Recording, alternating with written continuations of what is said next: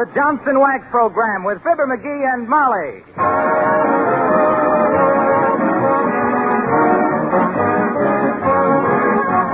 The makers of Johnson's Wax and Johnson's Self-Polishing Glow Coat present Marion and Jim Jordan as Fibber, McGee, and Molly with Bill Thompson, Jimmy Shields, and Billy Mills Orchestra. The show opens with It's a Happy Day.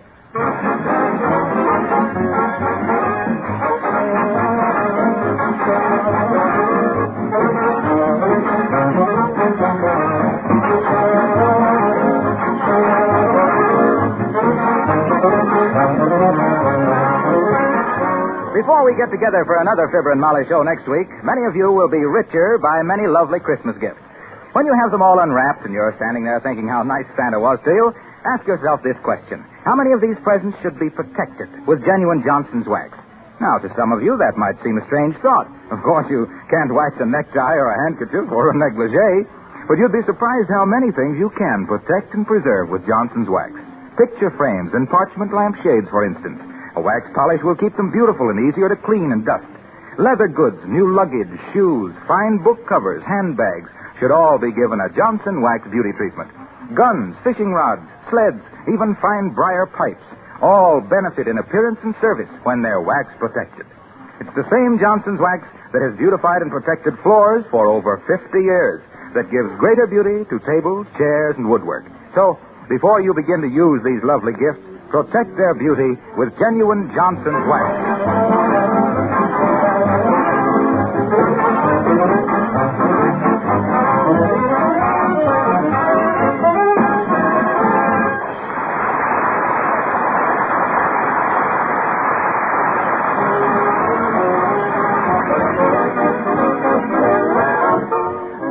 Molly has convinced Fibber that his back fence quarrels with neighbor Gildersleeve have no place during the Yuletide season. Result?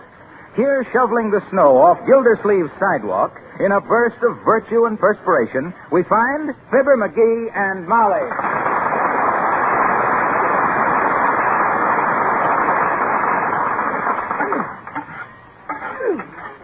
Nice work, McGee. Only 20 feet to go. Are you tired, dearie? Oh, phew. All right, tired. And look at these blisters. Oh, heavenly days. They are big, aren't they? Big. I ain't had such blisters since I played hooky from the 5th grade. How could you get blisters on your hand playing hooky? Did I say they was on my hand? Go to work. You're almost through now. Okay. There. Well, all finished. Whew, am I tired. And a nice job, too, dearie. Yeah, but it ain't right, Molly. Doing all this work for a big heel like Gildersleeve. Well, a heel never gets anywhere without some good soul to lead the way. Wow. Let's go in the house. I'm cold after that. Hey, Fibber, Molly, I've got something for you. Oh, look, McGee, Mr. Wilcox. Uh-oh. This may be that thing, folks. Better start taking up the rug. Well, and what have you got for us, Mr. Wilcox? A big package. Here, take it, Fibber. Oh, is it from you, Mr. Wilcox? No, I just happened to see your name on it at the post office, so I told the mailman I'd save him a trip. Oh, gee, thanks, Arlo. What you been doing at the post office? Oh, I just sent my little nephew a snake for Christmas. Oh. Snake? That's kind of dangerous, ain't it, for a kid? Oh, it couldn't hurt him. It's just a baby snake. How do you know? Well, it's still carrying its little rattle. Oh. Well, so long, folks. Reminds me of the time when I was a boy, Molly. Somebody gave me a Great Dane for my birthday, but I had to give it away. Why? Cost too much to feed him. Had the house broke before he was. Oh.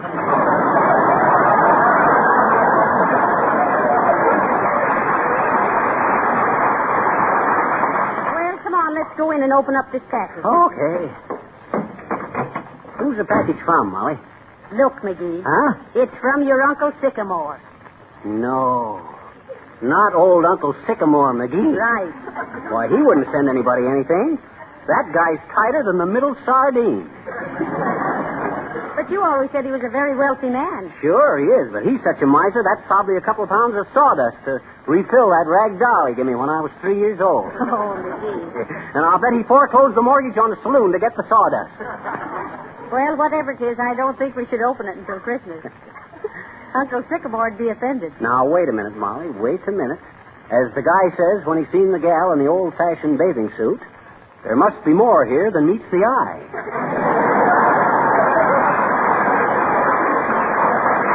Maybe the old spider has finally got a hunk of Christmas spirit. Yeah, like old Scrooge. Maybe he's broken down at last. Sure, he's getting pretty well along in years, you know. Maybe he's begun to realize that I'm old enough now to handle large sums of money, and maybe he's... Oh, shucks, I'm dreaming.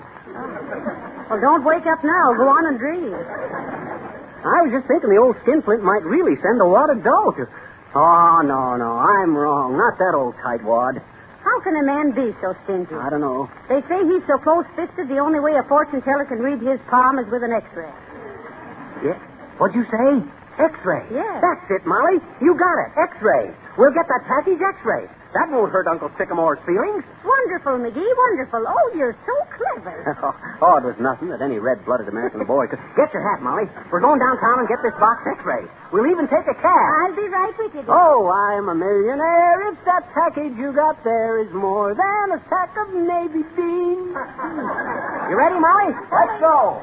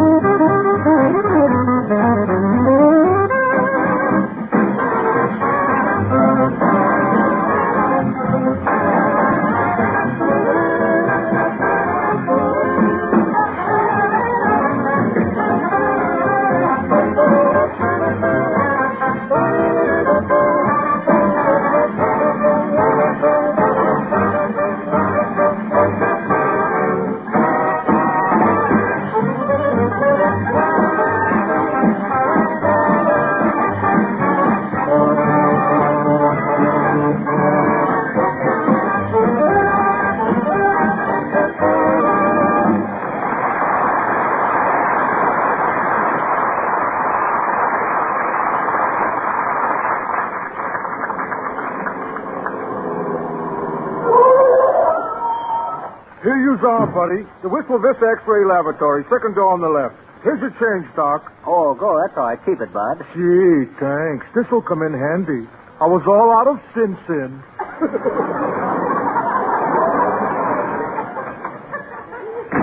Well, what did you swallow? We ain't swallowed anything, sis. Oh, really? No. Most everybody comes in here swallowed something. Hairpins or coins or tacks. I'm writing a book about it. I can't even swallow that. What's the title of your book, dearie? How to Get to the Seat of Your Trouble Without Calling an Usher. I'm an author myself, you know, sis. What did you write? The Midget's Britches. It was one of them shorts. Now, look, miss. We want some X-ray pictures taken of this package. Yeah. I see. If you'll sit down, the technician will see you in a few minutes. Oh, fine. Oh, McGee, you know, I'm a little nervous. Me too. What if there is $1 million in this package? Oh, don't say too much about it, Mama. Oh, good day, my dear. Will you please see if my X-ray plates are ready? Oh, sorry, Mrs. Uppington. They won't be ready until tomorrow. Hey, Molly, look who's here. A big flake off the upper crust. Well, for goodness sakes. You-hoo, Mrs. Uppington. Oh, how do you do, Mrs. McGee? Oh, so nice to see you. Oh, and Mr. McGee. Hi, Uppy. Did I hear you asking about some X-ray plates, Mrs. Uppington? Yes, for my brother Stuyvesant. Stuyvesant is an operatic baritone, you know. He played here last winter. Oh, yes. Stuyvesant Uppingtonio. We heard him in the Barber of Seville. Remember, McGee? Barbara who? Let me think. Barbara. Oh, yeah. Wasn't he the fat guy in the red tights that come out and hollered, next? Please, Mr. McGee. Well, what happened to Stuyvesant, Mrs. Uppington? Oh, it happened last week at the annual banquet of the Union League Club. I was there with Stuyvesant, and I noticed he was eating entirely too fast. So I spoke to him about it. Sty, I said, you mustn't eat so fast. Really, I said, you're acting like a pig, Sty.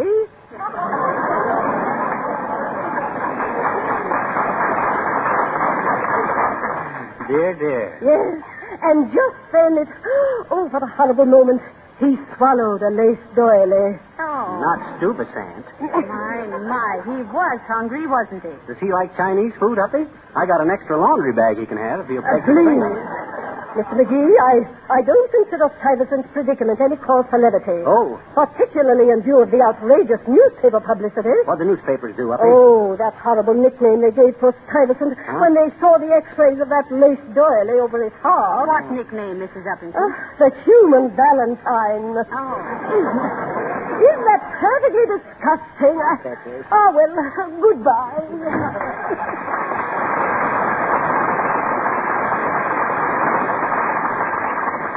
What in conket you suppose is in that package, Molly? Here, let me heft it a minute. Here it is. Weighs about 9 pounds.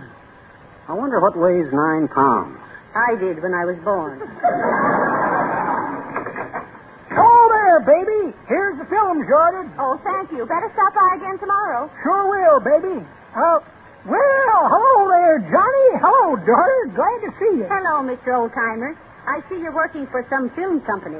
Yep, they say it's got a great future, too. But I don't know. I still like the old stereopticon. You would. Hey! Incidentally, you know who invented the magic lantern? Old Diogenes, when he was looking for an honest man. He knew he couldn't do it without magic. That's pretty good, Johnny. But that ain't the... See, what am I talking about? That wasn't either good.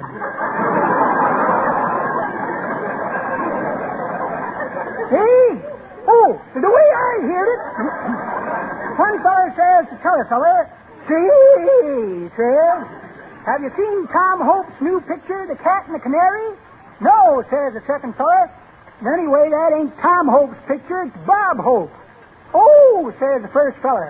I thought he played the part of the cat. Well, so long, kids. Merry Christmas. Same to you, old-timer.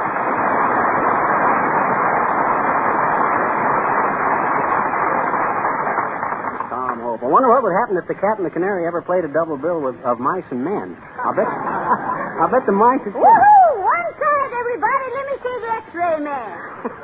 I'm afraid you can't see him right now, Grandma. He's busy. Okay, Shorty. I just wanted my collarbone x-rayed. I think I busted it. Huh? But it don't really matter. I hardly ever wear collars anyway.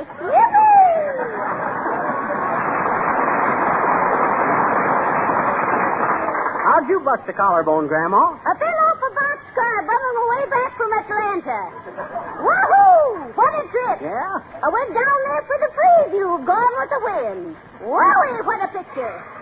Only thing is, Skippy, I didn't get the big ovation I expected. Ovation? What did you expect? And that Clark Gable never even give me a tumble. The wretch.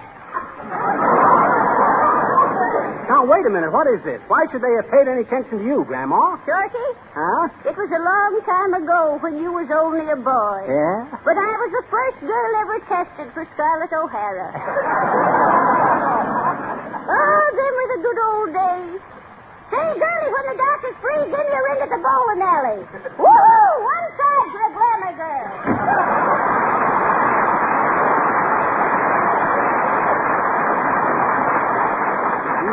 Glamour girl, eh? Say, she might have come from a good Southern family at that, McGee. Yeah. In fact, I wouldn't be surprised if hers was one of the first families of Virginia to go barefoot.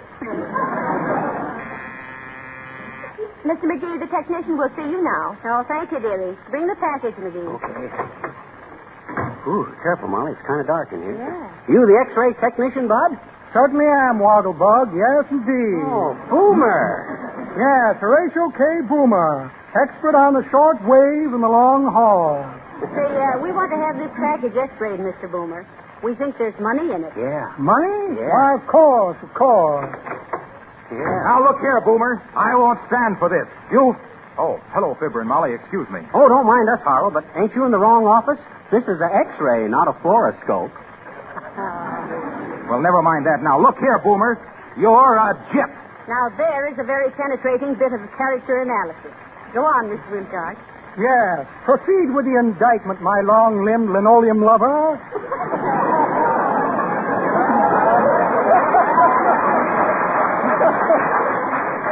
Well, looky here. Look at this fake X-ray photograph of Mrs. Perkins' spinal column. Is that it? You told her this proved she needed a long series of X-ray treatments for a lame back. Well, now, wait a minute, Harlow. Maybe Boomer's right. Oh, yeah? I took this picture to a real X-ray expert, and he said this was a fairly bad photograph of a banana stalk. Heavens. A banana stalk. Curses, I am undone. Now, you know very well, Boomer, there's nothing wrong with Mrs. Perkins' back that a little rest from floor scrubbing wouldn't cure in a week. Uh-oh. Somebody must have left the script open. Now, I told Mrs. Perkins, Boomer, to get some Johnson self-polishing glow coat for her linoleum, and she'd never again have a lame back from hours of scrubbing and worrying about scuffed and dull linoleum. I'll say so. Why, with glow coat, all she has to do is pour a little on the linoleum, spread it around, and wait for it to dry. No rubbing, no buffing. It's as simple as that. Here, take your picture of the banana stalk.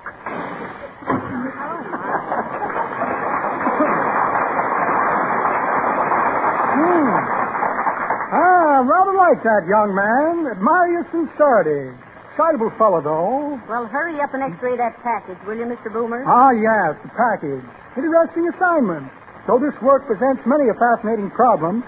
For instance, I x-ray a man, and all the valuables in his pockets are immediately exposed to my view. Oh. Care to look at some of my trophies? Here's a pair of star sapphire cufflinks. Had to give a patient 50,000 volts to get those. Must have been quite a shock to him. Yes. Here's a beautiful wallet. Took it right out from under a fellow's eye. Huh?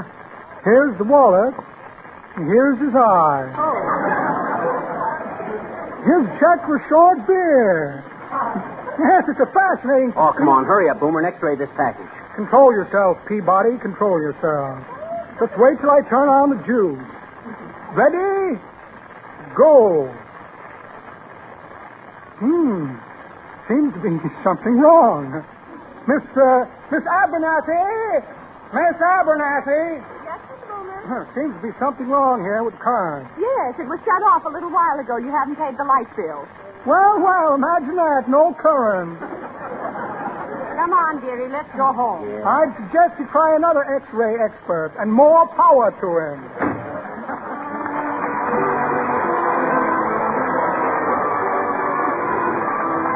Folks, Jimmy Shields sings a beautiful old Irish ballad. I'll take you home again, Kathleen. Take it, please. I'll take you home again, Kathleen, across the ocean wild and wide, where your heart has ever been in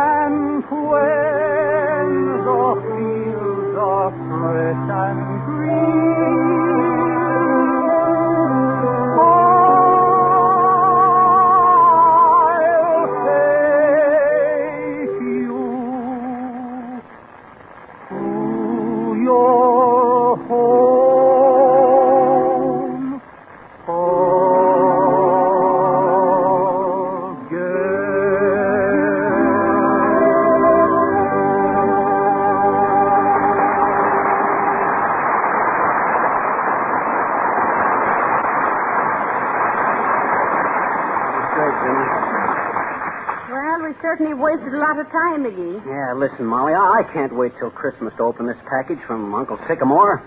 Let's open it up now. Okay, McGee, I give up. Open it. Okay. Nobody here but us chickens. Here she goes.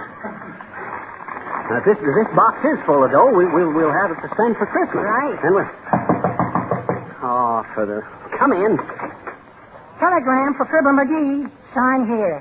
Thanks. Oh, that's okay, Bud. Keep the change. And a Merry Christmas to you. What's it say, McGee? Listen. Dear nephew, please take my clothes out of box and hang them up.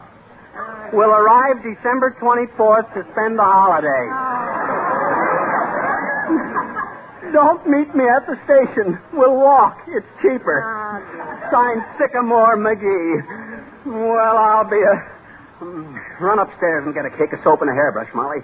I think you're going to have to wash my mouth out and spank me in a few minutes. Well, let yourself go, dearie. I know just how you feel. Why, that stingy old rip. Molly, it ain't fair. Doing me out of $1 million like that. Not after the way I scrimped and saved and denied myself all these years. Shucks, that spoils my whole Christmas. Oh, now, come, cheer up, dearie. It isn't that bad. Go away. Be quiet. Come in. Bad wreck. Hi, mister. Oh. What's on your mind, sis? I says, what you want? What you got? That's beside the point. Gee, is it? You'd better be careful in having it, Hadn't what? Listen, little girl, I ain't in any mood for small talk today. I just had a great sorrow. Oh. What you want? Well, gee, I've just been going around the neighborhood looking at people's Christmas trees, I bet you. Where's yours? We ain't put it up yet. Oh. What's more, the way I feel now, I don't care if we never have it Oh, yet. McGee, now that's no way to talk. Well, anyway, what... Gee, I guess you're an old sourpuss, mister, I bet you. I am not. Oh, yes, you are. Oh, no, I'm not. Oh, yes, you are. Oh, no, or am I? Hey, maybe I am at that. Hey, what's the matter with me, anyway? I'd rather tell you sometime after Christmas, mister. Oh, you would, eh?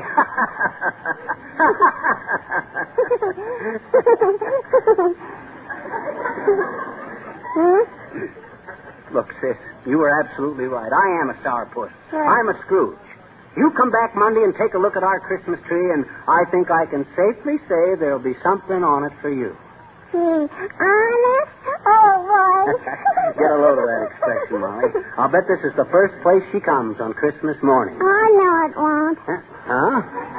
This is the 14th place, mister. What? Looky, I got a list, and they've all promised me a present. Gee, aren't people peachy, though? Hey, Willie. Yeah? I made my quota. How'd you do over Jones's?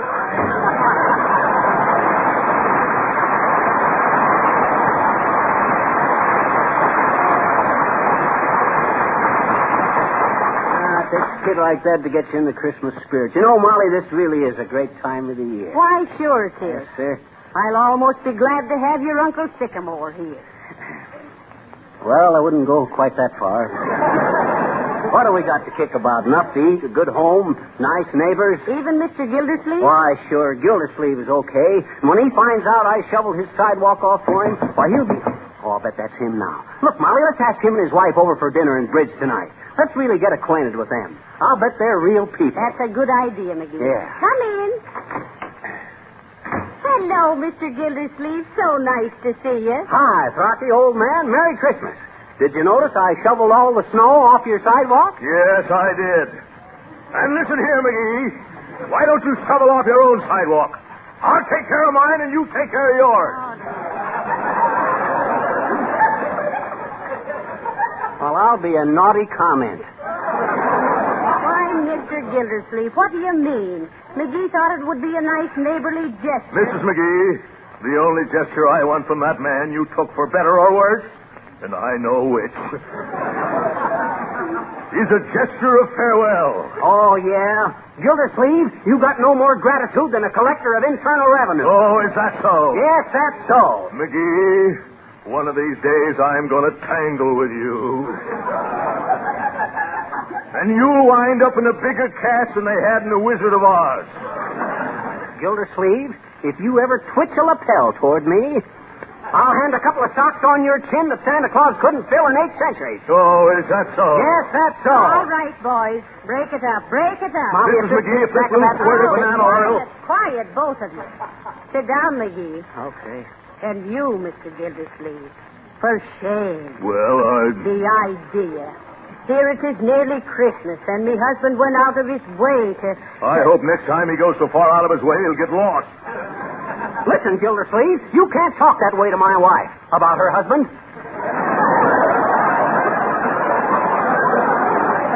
Now, listen here. I won't have this quarreling in my house. Not with Johnson's wax on the floor. What's that got to do with it? Nothing.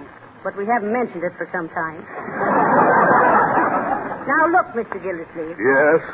Why on earth should you be angry because somebody does you a favor? Yeah. McGee saved you a lot of work, just as a friendly act. Yeah. You're ungrateful and unreasonable. But, Mrs. McGee, I want to shovel that snow off the sidewalk myself. In the first place, my wife got me a new show snubble for Christmas.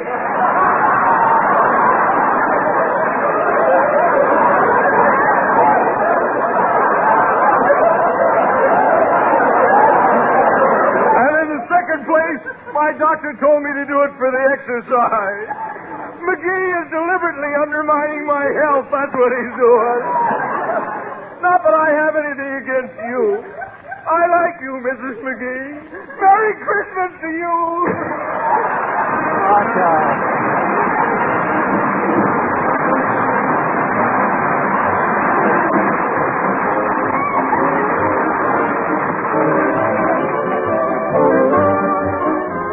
Fibber and Molly will be back in just a moment. I'd like to say a word in the meantime about your kitchen. If someone asked you where you were going to spend the holidays, many of you could almost truthfully say, in the kitchen. You certainly will spend more time there than you usually do, so why not make it as bright and cheerful as possible? How? Well, Johnson's Self-Polishing Glow Coat will help greatly by giving your linoleum floors bright new beauty, bringing out their natural, fresh colors, and protecting them with a polish that is easy to keep clean. Now, if you don't know how simple it is to use Glow Coat, just try a can tomorrow. There's practically no work at all. No rubbing or buffing. Just apply Glow Coat and let it dry. In 20 minutes, your floors gleam with new beauty. Besides making the floors beautiful and saving you work, Johnson's Self-Polishing Glow Coat will make your linoleum last much longer. Ask your dealer for some tomorrow in the familiar red and yellow can, spelled GLO-COAT. Johnson's Self-Polishing Glow Coat.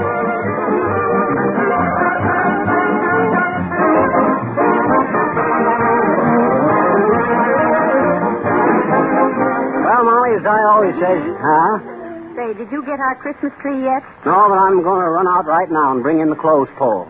Clothes pole? Yeah, with all the needles I've got today, I can make my own tree. Folks, this is our last chance to talk to you before Monday, and so on behalf of S.C. Johnson & Son and all of us on the program, We want to wish you a very Merry Christmas. good night. Good night, all.